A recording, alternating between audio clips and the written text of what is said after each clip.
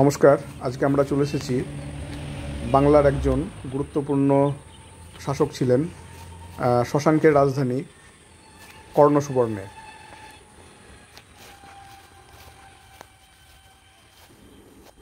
মুর্শিদাবাদের বহরমপুর থেকে 10 থেকে 12 কিলোমিটার দূরত্বে, অথবা বেলডাঙ্গা থেকে কুমারপুর ঘাট পার হয়ে বা হালসানাবাদ ঘাট পার হয়ে 8 থেকে 10 কিলোমিটারের মধ্যেই জায়গাটি অবস্থিত।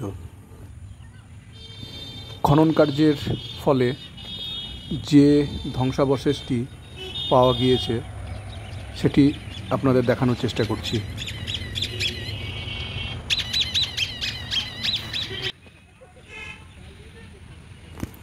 তবে যে কথাটি বলার, এক কথায় বললে জায়গাটি অবহেলিত অবস্থায় পড়ে রয়েছে।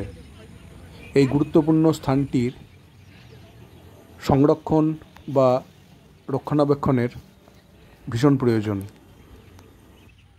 সরকার থেকে উদ্যোগ গ্রহণ করলে হয়তো মুর্শিদাবাদের হাজারদুয়ারির পাশে এটিও একটি পর্যটন ক্ষেত্র হিসাবে স্বীকৃতি লাভ করতে পারে। ধন্যবাদ, সকলে ভালো থাকুন।